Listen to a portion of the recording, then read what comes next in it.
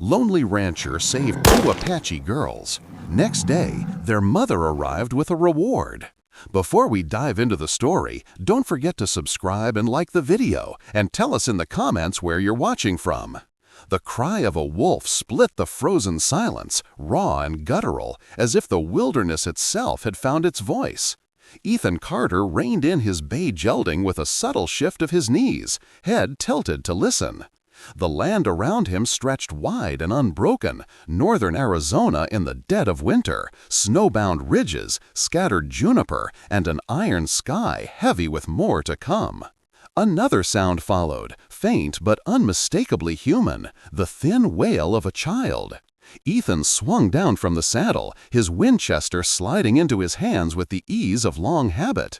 3 winters alone in this country had drilled into him a simple truth: hesitation could kill quicker than the cold. "Easy, boy," he murmured, patting the gelding's neck. "I won't be long."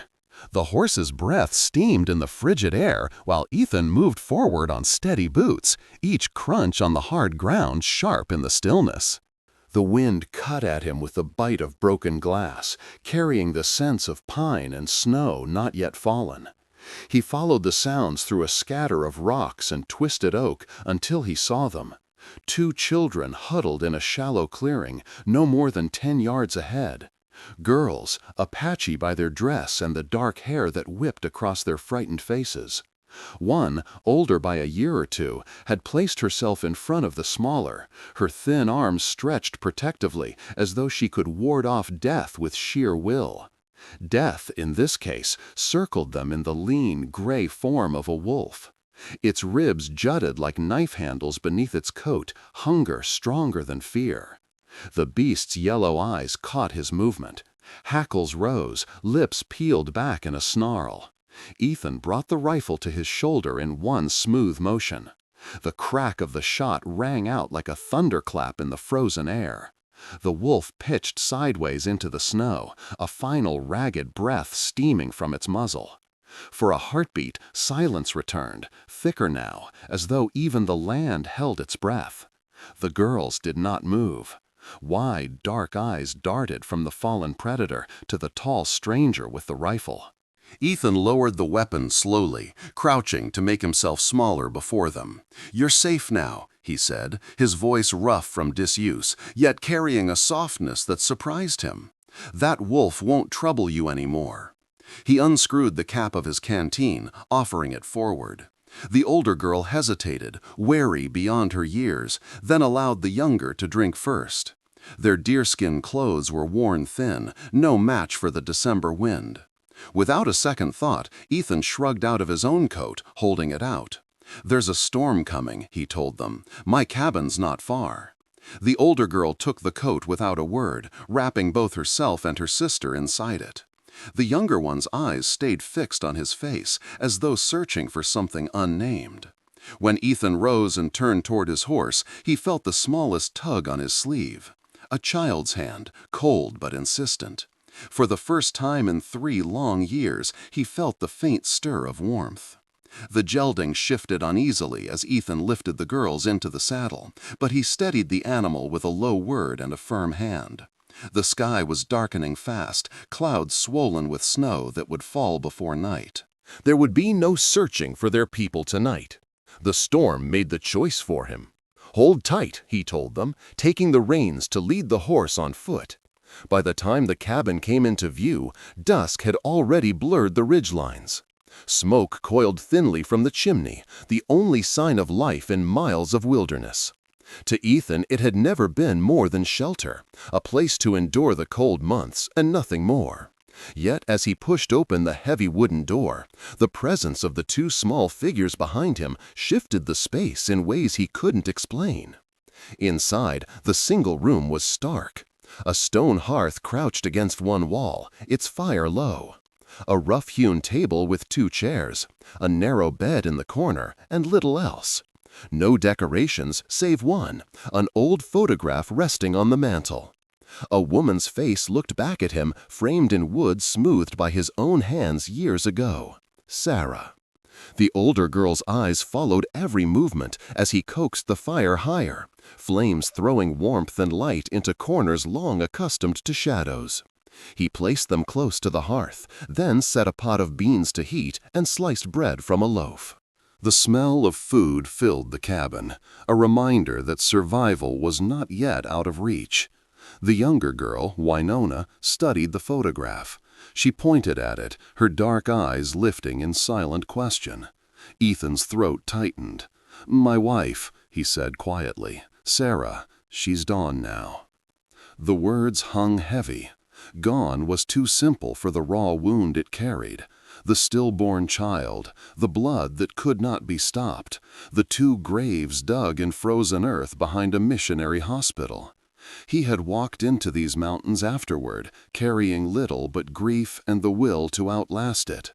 The girls ate carefully when he set bowls before them. The older, whom he would later learn was Tala, tasted each spoonful before passing it to her sister. Ethan watched in silence, struck by the small acts of care between them. When Winona's eyelids drooped with warmth and exhaustion, Tala pulled her close, still keeping her own gaze sharp and alert. "You've got names?" he asked finally. A pause. Then, with reluctance, "Tala." She touched her sister's shoulder. "Winona." Ethan tapped his chest. "Ethan Carter." Her nod was a simple acknowledgement, not acceptance. Later, when both children drifted into sleep near the fire, Ethan unrolled a blanket for them and sat back in his chair. The cabin, once suffocating in its silence, now breathed with the quiet rhythm of their breaths. He stared at the ceiling beams, remembering another time, another life. On the mantel, beside Sarah's photograph, lay a Bible he had not opened since that winter of loss. His eyes lingered on it, and for the first time in years, the weight pressing on him felt less like a burden and more like something shifting, like the faint crack of ice before the thaw. To continue this adventure, please subscribe to our channel. It helps us keep creating. The storm had thickened by the time Ethan Carter heard the distant drumming of hooves. He stepped outside, rifle in hand, breath rising in white plumes. Snow fell heavy, muffling the world, and yet the sound grew clearer. A shape emerged through the haze, a paint pony, a woman astride it, her shoulders wrapped in a faded red blanket. The horse staggered to a halt at the edge of the clearing. The woman slid from the saddle and dropped to her knees in the snow as two small figures tumbled out the cabin door. "Inali!" Tala cried, the word bursting like a prayer. Winona stumbled after her, both girls running headlong into their mother's arms. The woman's voice broke into rapid Apache, words tumbling with relief as she clutched her daughters close. Her dark braid was stiff with frost, but her hands trembled with warmth as she touched their faces, their hair, their small shoulders. Ethan watched from the porch, rifle lowered but not yet put aside. The wilderness had taught him caution. Too many surprises carried teeth. The woman rose slowly, keeping her daughters close. Her eyes found Ethan's across the distance. Pride warred with caution there, a quiet strength that refused to bow. "You help them," she said in careful English. "I am Naomi." Ethan gave a single nod. Ethan Carter. Snow gathered at their feet, wind snapping at the edges of her blanket. Ethan could see now the thinness of her clothing, the exhaustion in her stance. Whatever journey had brought her here, it had been long and unforgiving. "I owe you," Naomi said. Her voice carried no plea, only statement. "Our way says life saved must be repaid." Ethan shook his head. "No debt. Just did what needed doing." "You misunderstand," she answered. "I have nowhere to return." She tightened her grip on Tala and Winona. "My husband is gone. My people cast me out for mixed blood. White settlers see only Apache. A woman alone dies in these lands." The words hung in the cold air, stark as the snow around them. Ethan's jaw tightened. For 3 years he had closed his cabin against the world, against every living soul. Now this woman stood before him, daughters pressed against her sides, with survival written plain across her face. "My cabin is small," he said finally. "Supplies won't stretch far." "We will work," Naomi replied. "I offer service in your home for my daughters' lives. Not payment, survival." Her gaze did not waver. Ethan felt something stir, a faint echo of the moment he had first seen the girls huddled in the snow. An unwanted reminder of warmth he had long since buried. He stepped aside, gesturing toward the cabin door. "Storm's not letting up tonight. You'd best come in." Naomi inclined her head once, a gesture of dignity, and guided her daughters inside. Ethan followed, shutting out the wind. The fire cracked in the hearth, throwing shadows across the bare walls. 3 years of silence shifted in that moment, as though the cabin itself drew a deeper breath. Outside, the snow thickened, covering the wolf's tracks and the world beyond, binding them all inside together. Morning broke pale and brittle, light struggling through low clouds that had dropped their burden of snow in the night. Ethan woke to the sound of movement in the cabin, soft, purposeful, unfamiliar. For 3 winters, the only sounds had been his own boots on the floorboards, the crackle of firewood, the wind against the shutters. Now there were others. Naomi was at the hearth, coaxing the embers back to life. She moved with quiet efficiency, every motion deliberate, as if she had done this in 100 other places. Dried herbs hung from a strip of rawhide she'd tacked above the mantel, and their faint scent already drifted through the room. A clay pot simmered with something richer than the beans Ethan had set aside. "You used my stores," he said, not accusing, simply stating. Naomi glanced at him briefly, her expression unreadable. "I stretched them." "Made more." He looked at the bubbling pot, then back at her. There had been no more in his life for a long while, only less. The girls were already awake. Tala sat at the table, eyes sharp, chin lifted with the wariness of one too young to trust easily, but too old to feign ignorance. Winona crouched near the door, turning over a pine cone as if it were a treasure. Ethan poured water from his canteen, splashed it across his face, then pulled on his boots. He stepped outside to split kindling. When he returned, Winona trailed after him, her small footprints laid neatly over his own. "You planning to be my shadow?" he asked, voice gruff but softened at the edges. She nodded solemnly, as though it were an oath. Later, while Naomi busied herself with mending his shirts, threading a bone needle with practiced hands, Tala found the wooden box on the shelf. She lifted the lid, revealing carved shapes, polished by years, though never much used. She pointed. "What is this?" "Chess," Ethan said, setting down his knife. "It's a game." "Teach me." It wasn't a question. Ethan studied her serious face, the challenge in her eyes, and then nodded. He set the pieces on the table. Naomi glanced over, but said nothing, her focus on neat stitches closing a tear. Piece by piece, Ethan explained the movements, the rook, the knight, the bishop. Tala absorbed each word like a spark catching tinder. Her small hands lingered on the carved horse, tracing its curves. By evening, the cabin felt altered. Herbs hung above the hearth.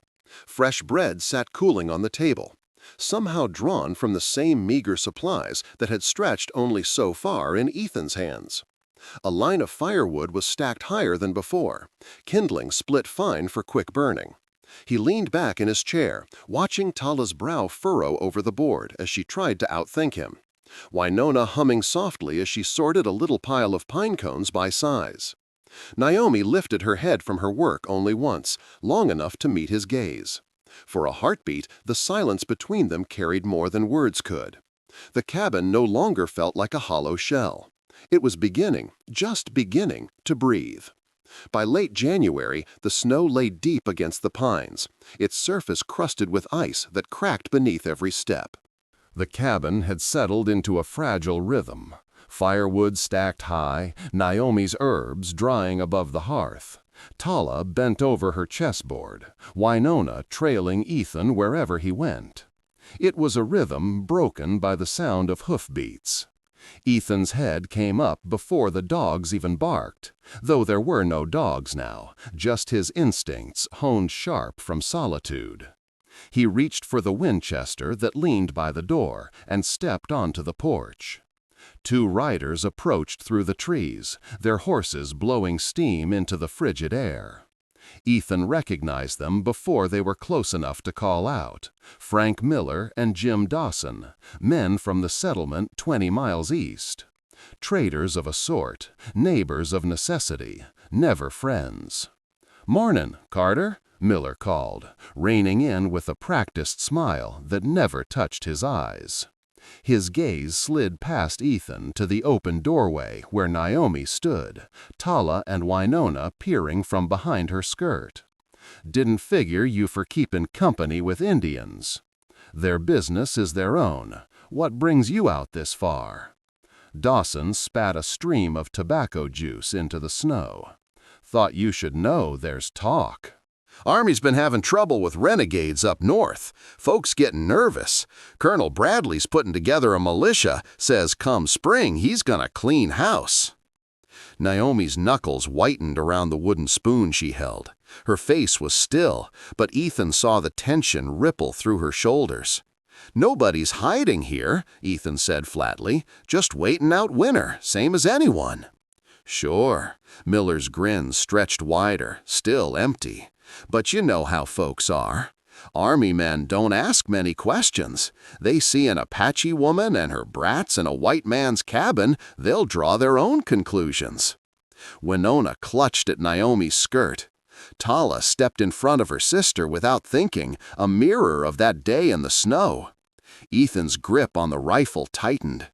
"You bring your message," he said. "Now you can ride on." For a moment, the clearing hung silent but for the creak of saddles and the soft whicker of horses. Miller's eyes lingered on Naomi, sharp and calculating, before he tugged at his reins. "Suit yourself, Carter." "But spring's comin', and things'll be different then." The two men turned their mounts and rode back the way they'd come, the sound of hooves fading into the distance until only the whisper of wind remained. Inside, Naomi set the spoon down carefully, though her hands shook as she did. "They fear what they do not understand," she said softly. "It has always been so." Ethan laid the rifle back in its place by the door. His jaw was tight, his chest heavy with something that was not just anger, but recognition. The storm outside was no longer just of snow and wolves. There were men in it now, and their hunger was not for meat, but for power. The cabin was quiet that evening, though the silence carried weight instead of comfort. Tala and Winona whispered together near the hearth, their voices soft and rapid in Apache. Naomi sat at the table with a strip of sinew in her hands, twisting it into cordage with the ease of long practice. The fire snapped, shadows climbing the walls. Ethan mended a bridle in the corner, though his eyes strayed more often than his hands. The words of Miller and Dawson clung to him like smoke. Militia forming. Spring coming. Change was on the wind, whether he wanted it or not. Naomi spoke without looking up. "You do not trust them." Ethan glanced over. "Miller and Dawson? Trust isn't a word I'd use, never was." "They will return," she said. Her fingers worked steadily, braiding without falter. "Not as neighbors, but as wolves in men's skin." The fire popped. Ethan set down the leather strap, studied her. "You've lived with men like that?" Her hands stilled on the sinew, and for a long moment she was silent. When she finally spoke, her voice was level but low. "I have walked between worlds since I was a child. My mother was Apache, my father white. To his people, I was too dark. To hers, too pale. At the mission school, they taught me letters, hymns, the ways of a God who sees all men alike. But when I returned, I belonged nowhere." Tala looked up, eyes sharp, as though to measure how much of this she had heard before. Winona rested her head against her sister, already drifting into sleep. Naomi continued, her gaze on the cordage forming in her lap. When I married, both families opposed it. We built a home anyway. He was killed fighting bluecoats near the border. Afterward, there was nothing left for me. My people turned away. The settlers saw only Apache. And so I have wandered with my daughters, never welcome, never safe. Ethan leaned back in his chair, the weight of her words settling heavy in his chest. He thought of Sarah, of graves dug in frozen earth, of the years he had chosen exile rather than face the world without her. Grief had driven him into solitude. For Naomi, grief had driven her into exile. Both roads led here, to this cabin in the snow. "You've carried more than most could bear," he said quietly. Naomi met his gaze then, her dark eyes unwavering. "We endure because we must, not because it is easy." The flames shifted, casting her face half in shadow, half in light. Ethan saw in her not only sorrow, but a strength carved by survival. And for the first time in 3 years, he wondered if the path ahead could hold more than emptiness. Tala rose to cover her sister with a blanket, her small shoulders squared with quiet determination. Ethan watched her, then looked back to Naomi. The thinnest thread of trust had begun to weave itself across the space between them, fragile as the cordage in her hands, but real. The storm came hard that night, the kind that howled across the ridges and hammered snow against the shutters until the whole cabin trembled. Wind slipped through the cracks in the logs, carrying icy fingers that reached even to the hearth. Ethan stacked wood higher in the fireplace, watching the flames strain against the draft. Naomi gathered the girls close beneath a heavy quilt. Winona clutched a pine cone in her fist as though it were talisman, while Tala sat stiff-backed, eyes fixed on the shifting shadows. The storm's voice rose, fierce and unyielding. And then, beneath it, another sound, soft, low, almost hesitant. Naomi's voice, humming a melody that wound itself between the rafters and the roar of the wind. It was a tune Ethan recognized, though he had not heard it in years. A hymn he had once heard Sarah hum while stirring a pot or folding linens. Amazing Grace. The notes were fragile at first, but as Naomi's voice steadied, the words followed, not in full but in fragments, carried on the cadence of memory. Was blind, but now I see.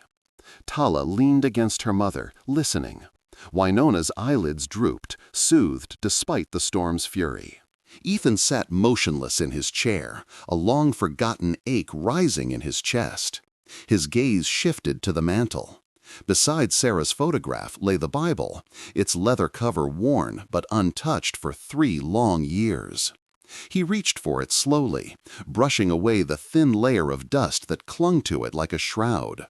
The book opened stiffly, its pages dry but intact. His eyes fell on a verse marked long ago, words his wife had underlined in faded ink. "I am the light of the world. Whoever follows me will never walk in darkness, but will have the light of life." John 8:12. The words seemed to flicker with the firelight, bright even against the storm outside.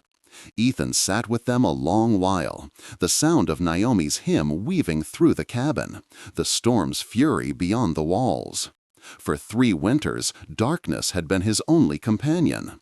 But tonight, in the voices of children breathing softly, in the quiet strength of a woman cast out by both worlds, and in the familiar scripture glowing like embers, the darkness no longer felt absolute. Naomi's song faded into silence. She looked across the hearth at him, her expression unreadable, her eyes reflecting firelight. He did not speak, but he did not close the Bible either. It rested open on his lap, as though it belonged there. The storm raged on, but within the cabin there was warmth, and something else, a sense that the walls were no longer only wood and stone. They were witness to something shifting, something long buried now stirring to life. Ethan leaned back, the verse echoing in his mind. Light in the darkness. For the first time since Sarah's death, he believed it might be true. February settled in with a brittle stillness, the snow lying deep, the nights long. Yet inside the cabin, the silence had changed. It was no longer the hollow quiet of grief, but a softer rhythm, punctuated by voices, by laughter, by the small sounds of life returning. Tala sat at the table most evenings, bent over the chessboard. She no longer asked about each piece. She knew them now, their names and their moves. Sometimes she played in silence, eyes narrowed as she plotted. Other times she whispered questions in halting English. Why knight jumps? Or pawn change? Ethan answered patiently, surprised by how natural the teaching felt. Winona had taken to following him through his daily chores. She fetched nails when he mended the lean-to, handed him tools as though it were a solemn duty. Once, when a board slipped and nearly crushed his thumb, her gasp was louder than the crack of the wood. Ethan had laughed then, the sound startling to his own ears. Winona had grinned, gap-toothed and triumphant, as though she had coaxed the laugh from hiding. Naomi worked quietly, but her touch was everywhere. Herbs dried from the rafters. A stew pot simmered with flavors Ethan could not have conjured from the same meager stores. The torn shirts he had ignored for months now hung neatly mended. She moved through the cabin with a steadiness that spoke not of intrusion, but of belonging, as though she had always known how to carve order out of the wilderness. One evening, Ethan stepped outside to split wood. The air bit deep, but the sky stretched clear, the stars sharp and unyielding. He looked back at the cabin. Light spilled through the cracks in the shutters. Smoke curled from the chimney, and voices drifted faintly through the door. Naomi speaking softly, Tala answering in a mix of Apache and English, Winona's laughter ringing high. For 3 years, Ethan had thought of the cabin as nothing but shelter, 4 walls to hold out the cold. Tonight, looking at it from the yard, he saw something different. It had become a hearth, a place where voices lingered, where warmth was more than fire. Inside, Tala beat him at chess for the first time. Her triumphant smile was small but fierce. Winona collapsed into sleep mid-laugh, her pine-cone treasures clutched to her chest. Naomi laid a blanket over both girls, then sat across from Ethan, her hands resting in her lap. "You are quieter tonight," she said. Ethan studied the board, the scattered pieces, then lifted his gaze to hers. "For a long time, I didn't think past tomorrow, didn't see the point. And now?" He paused, the crackle of the fire filling the silence. "Now, I wonder if there's more waiting than just tomorrow." Naomi's expression softened, though she said nothing. Her eyes, steady and dark, held his for a long moment. Ethan felt the weight of winter pressing outside, but inside the cabin something else pressed just as firmly, a sense that his exile might not last forever. The storm season was ending. Spring was not far. And for the first time in years, Ethan Carter found himself looking forward. The journey to explore the Wild West is still long. Subscribe to hear more true stories. If you're still watching, drop a 1 in the comments. The nights grew longer, heavy with silence that was not quite empty. Naomi was the first to sense it. Her ears were tuned to the wild in ways Ethan had never mastered. She would pause at the hearth, head tilted slightly, or stop mid-step, as though listening to a language only she understood. "They are near," she whispered one evening. Ethan looked up from sharpening his knife. "Who?" Her gaze shifted to the window where the dark pressed hard against the shutters. Wolves. He had heard nothing but the usual creak of timbers and hiss of wind. Yet the certainty in her voice pulled him to the door.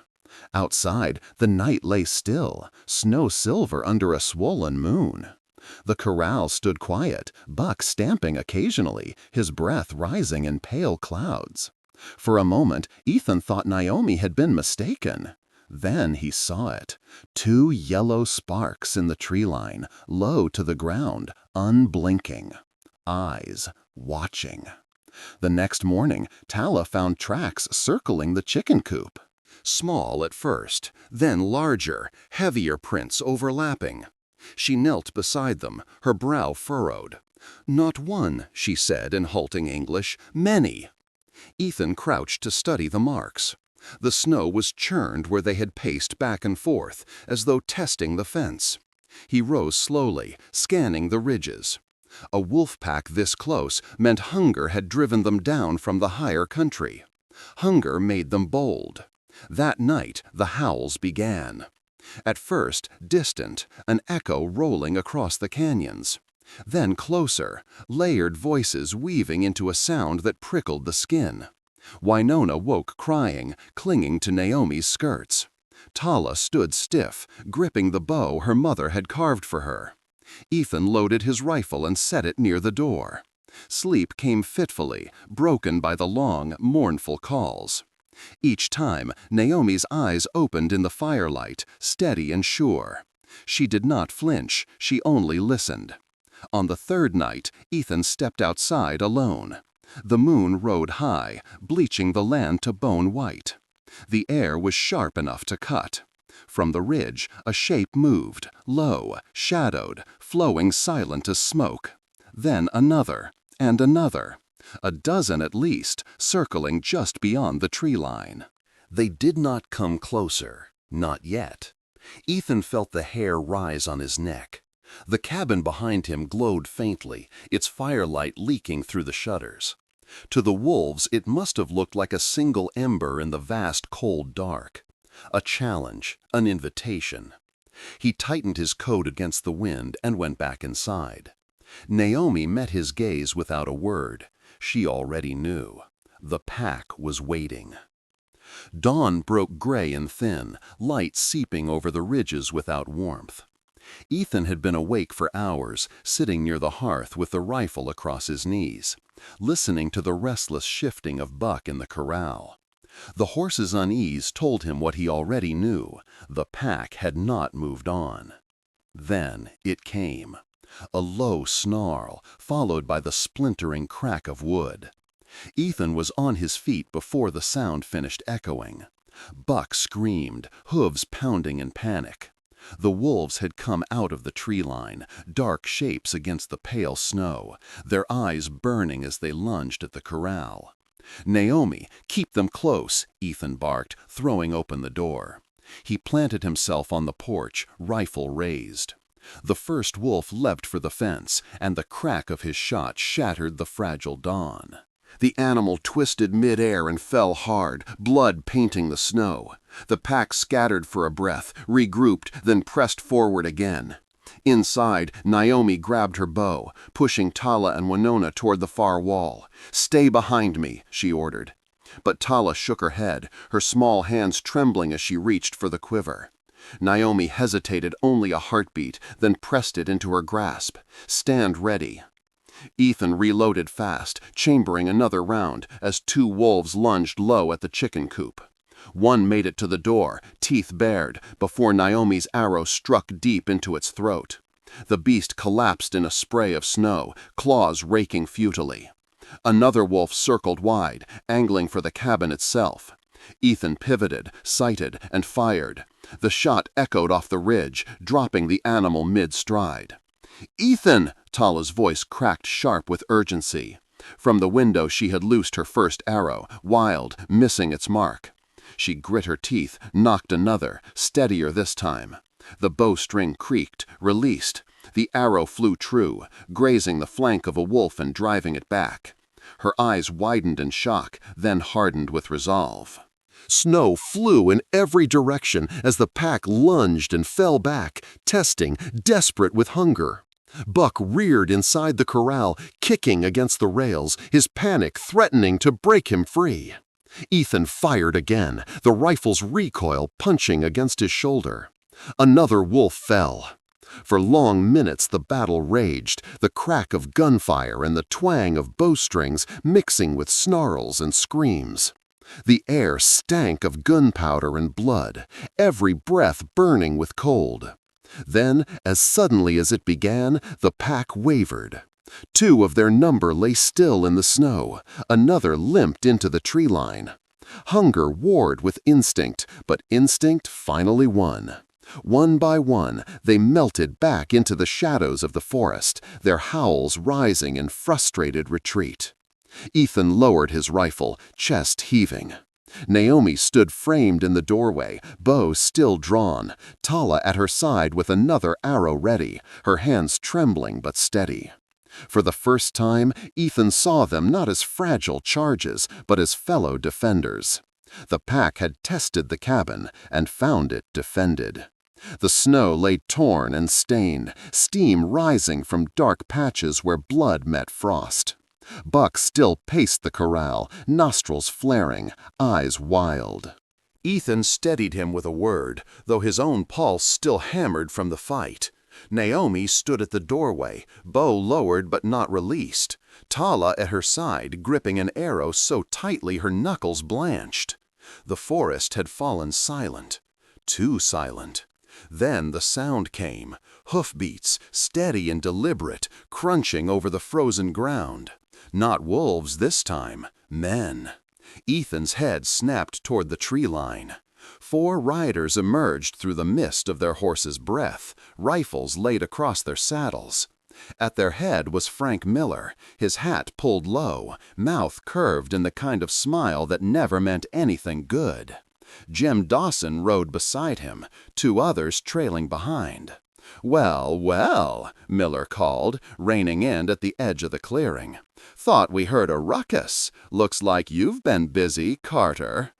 His eyes drifted to the fallen wolves, then to Naomi and the girls in the doorway. The smile widened. "Didn't figure you for keeping such company." Ethan stepped off the porch, rifle in hand but held low. "What's your business here, Miller?" Dawson spat a dark stain into the snow.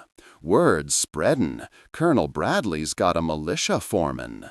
Says come spring, he's clearing out renegades. Settlers are nervous, don't like seeing Indians tucked away where they don't belong." Tala stiffened at the words, pressing closer to Naomi. Winona peeked from behind her mother, eyes wide and uncomprehending, but sensing enough to cling tighter. "Nobody's hiding here," Ethan said, his voice level but edged with steel. "They're waiting out winter, same as the rest of us." Miller's chuckle was low, without warmth. "You've been too long in these hills, Carter. You forget how folks think. Army men don't ask questions. They see an Apache woman and her brats in your cabin, they'll make their own judgment, and judgment won't be kind." Ethan's grip on the rifle tightened. He felt the air shift, heavy with unspoken threat. Behind him, the cabin glowed faintly with its fragile firelight, a beacon that seemed suddenly vulnerable beneath the weight of 4 rifles and the venom in Miller's tone. "You've delivered your warning," Ethan said flatly. "Now you can ride on." The clearing held its breath. Horses stamped, steam rising from their flared nostrils. Miller's eyes narrowed, studying Ethan with the sharpness of a knife blade. "Suit yourself," he said at last, "but spring's coming, and when it does, things are gonna change." He wheeled his horse slowly, deliberately, the others following. The crunch of hooves faded into the trees, leaving only the wreckage of the corral, the blood in the snow, and the lingering taste of menace in the air. Naomi exhaled quietly, setting a hand on Tala's shoulder. Ethan watched the tree line long after the riders disappeared, knowing in his bones that the wolves had not been the true danger. They had only been the prelude. The riders had not gone far. By mid-afternoon, their hoofbeats returned, crunching through the snow like a drumbeat of inevitability. Ethan had known it was coming. The look in Miller's eyes had promised as much. This time, they didn't stop at the edge of the clearing. Miller urged his horse forward until the animal stood just paces from the porch. The other 3 spread out behind him, rifles resting casually across their saddles, though none of it felt casual. "Afternoon again, Carter," Miller said, tipping his hat with mock courtesy. "Figure we didn't make ourselves clear this morning. That woman and her half-breed whelps, they can't stay. Not here. Not anywhere in these hills. You let 'em winter under your roof, you'll draw fire down on yourself come spring." Ethan stood in the doorway, rifle in hand. Naomi was just behind him, bow lowered but ready. Her daughters pressed close. Tala's eyes burned with defiance. Winona's small hand clutched her mother's skirt. Miller's smile thinned. "You gonna make this easy, or you gonna make it hard?" For 3 years, Ethan had chosen silence, solitude, retreat. But something inside him had shifted. Perhaps the echo of Naomi's hymn in the storm. Perhaps the steady gaze of the children who now looked to him with unspoken trust. His hand tightened on the rifle stock, but it was not anger that moved him.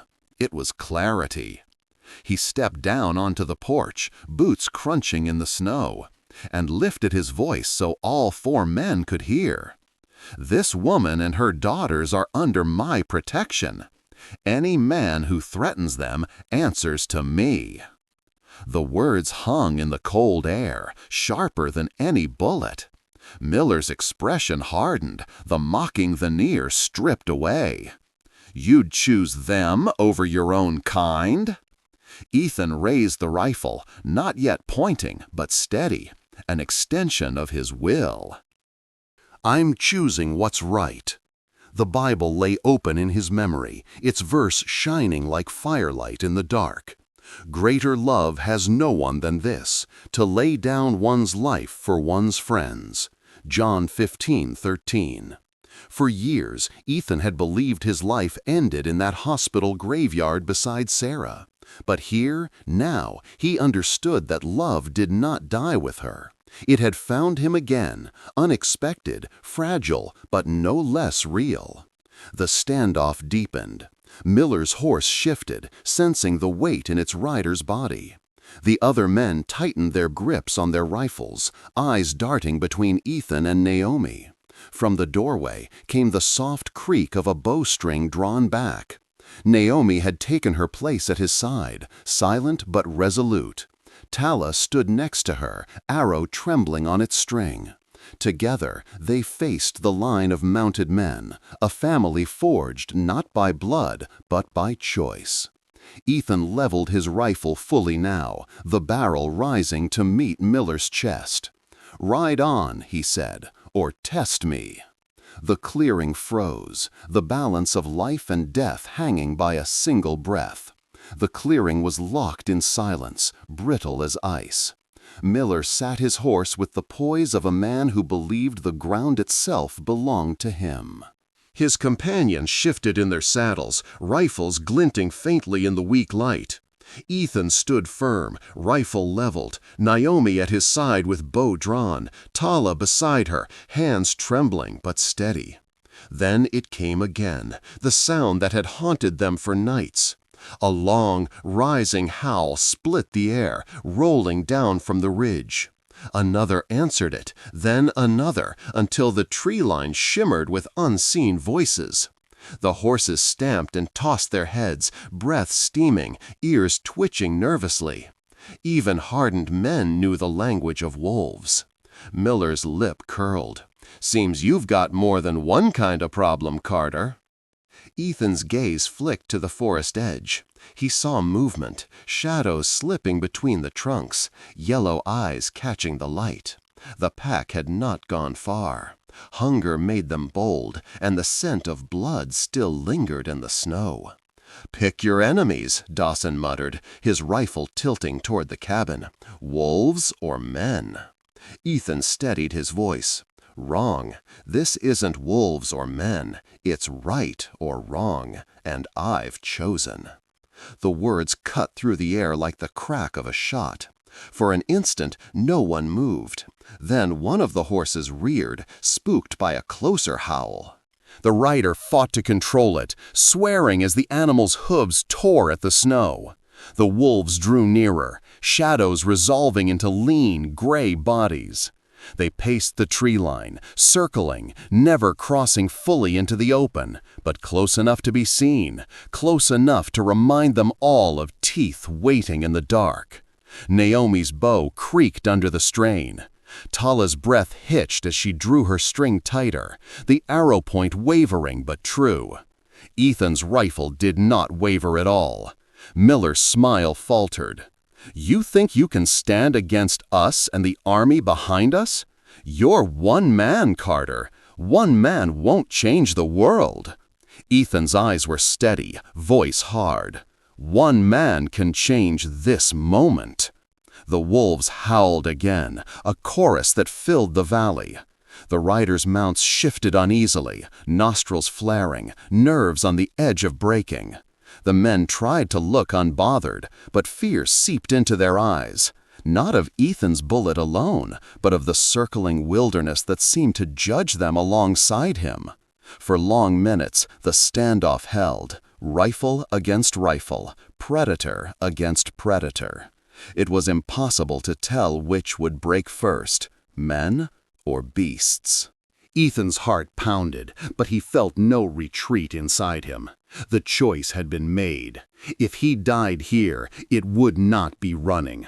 The wolves pressed closer. Miller's men gripped their rifles tighter, and the cabin behind Ethan seemed to breathe with the lives it sheltered. Everything hung in the balance, a single heartbeat away from eruption. The clearing held its breath, the weight of rifles, claws, and unspoken hatred pressing down like the storm before lightning. Ethan's finger rested steady on the trigger, Naomi's bowstring taut beside him. Tala's arrow trembled, but her chin was high, her small body radiating more courage than fear. Miller's smile cracked first. A man who thrived on control, he now found himself caught between two predators, the one in front of him and the one circling behind. His horse tossed its head, nearly unseating him as another wolf's howl split the morning. "Enough," he snapped, yanking the reins hard. His eyes cut to Ethan, burning with a promise. "This ain't over. Spring's coming, and when it does, you'll regret the side you've chosen." Dawson spat in the snow, but said nothing. The others exchanged uneasy glances, the bravado drained by the gleam of hungry eyes from the tree line. One by one, they pulled their rifles back to their saddles. Miller wheeled his horse, the animal eager to flee, and the men followed, vanishing into the woods with the crunch of hooves fading fast. The wolves lingered a moment longer. Dozens of yellow eyes glowed in the shadow of the pines, unblinking. Then, as though by silent command, the pack turned and slipped away, their shapes dissolving into the forest's gray depths. The howls faded until only the whisper of wind remained. The clearing was left scarred and silent, blood streaking the snow, trampled ground around the corral, the cabin standing defiant in its solitude. Ethan lowered his rifle, the weight of it heavy in his hands. His chest rose and fell with ragged breath, but he did not let it show, not in front of them. From the doorway came the softest sound. Naomi stepping forward, bow lowered at last, her hand reaching. She touched his arm, fingers light but steady against the rough fabric of his coat. Her voice was quiet, yet it carried more than the storm of moments past. "Us." The word lingered in the air, simple but unbreakable. Ethan turned, meeting her gaze. For years, the cabin had been nothing but a shelter for his grief, a tomb with a roof. Now, standing here with Naomi's hand on his arm, Tala's eyes fierce despite her trembling, Winona peering wide-eyed from the doorway, it was something else entirely. A home.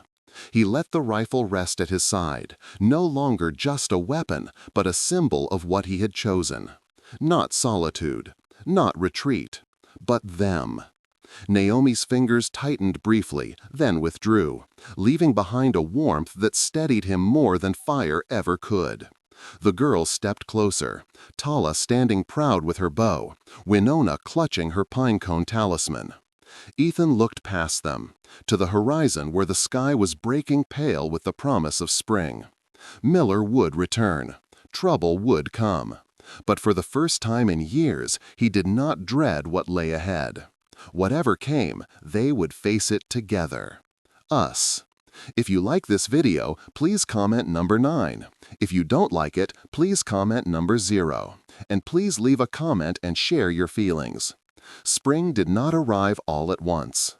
It crept into the valley in hesitant steps, first a thawing trickle through the creek bed, then small patches of brown earth showing beneath the snow, and finally, one bright morning, a scatter of wildflowers pushing through the cold ground.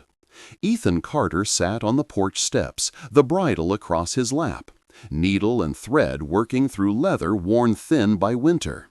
He paused often, though, his eyes drifting across the yard where Winona darted after a butterfly, her laughter ringing high and unrestrained. She carried a pine cone in her free hand as though it were a treasure, holding it aloft with every triumphant cry. On the porch rail above him, Tala had taken to carving the wood with her new knife. She etched lines and patterns with fierce concentration, her small brow furrowed, her tongue poking at the corner of her mouth.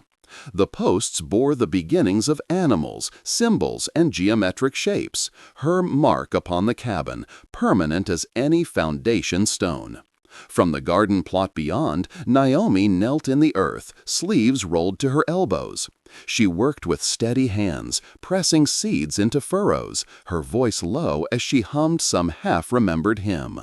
The breeze carried it faintly to the porch, mingling with the scent of thawed soil and pine. The cabin itself bore changes as well. Pine cones and smooth stones collected by Winona lined the windowsills. Bundles of drying herbs hung from the rafters. Tala's carvings marked the porch. No longer did the place feel like exile shelter. It breathed with life, shaped by the hands of those who now called it home. Ethan set aside the bridle and simply watched them, a slow warmth stirring in his chest. For 3 years, the silence of this cabin had been heavy, pressing down until he believed it would bury him alongside Sarah. But now that silence was broken, replaced by voices, by song, by the simple noise of life. And for the first time, he did not wish to escape it. Naomi straightened at the garden's edge, brushing dirt from her hands. Her gaze lingered on the ridgeline, then turned toward him. "The path north will be clear soon," she said, her voice even. "The snow is nearly gone. If we leave now, we could reach Colorado by midsummer." The words landed heavy, though spoken gently. It was the arrangement they had made back in winter, a shelter until spring thaw, and then departure. Ethan rose from the steps, crossing to where she stood. "That's still what you want?" he asked quietly. Her dark eyes searched his, steady but unreadable. "Want is a luxury I have not permitted myself," she said. "For years, survival was enough. Now—" She gestured toward the girls. Tala bent over her carving, Winona spinning through the grass. "Now I wonder what grows after winter ends." Ethan followed her gaze, then looked back at her. He felt the words before he spoke them, drawn from memory, from the pages of the Bible that had rested unopened for too long.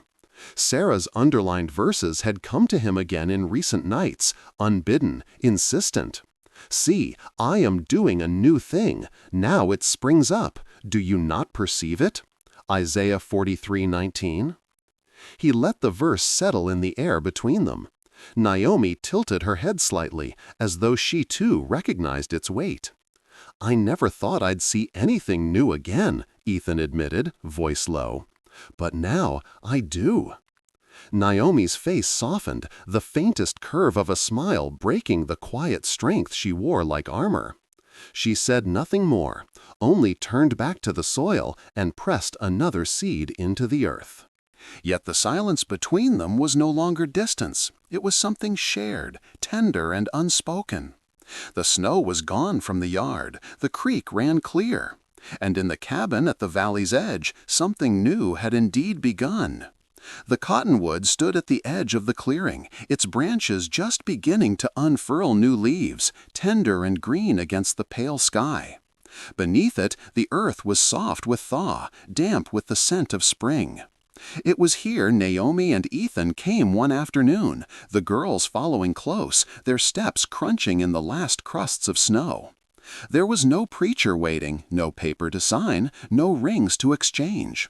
Only the four of them, the wind moving through young leaves, and the quiet certainty that something long in the making had reached its moment. Naomi faced Ethan with her daughters at her side. Tala's eyes were solemn, dark, and steady. Winona rocked on her heels, clutching her pine cone as if it were holy. Naomi took a breath, her voice clear and unwavering. "You saved my daughters from wolves," she said, "but more than that, you saved me from a life without hope. That is a debt I can repay only with a lifetime." Ethan's throat tightened. He shook his head slowly. "There's no debt between us, only choice, and I choose you." Naomi's gaze softened, something unspoken passing between them. She extended her hand. Ethan took it, rough palm to rough palm, fingers tightening in a clasp that was stronger than any paper seal. Winona clapped her hands with sudden delight, the pine cone bouncing in the grass.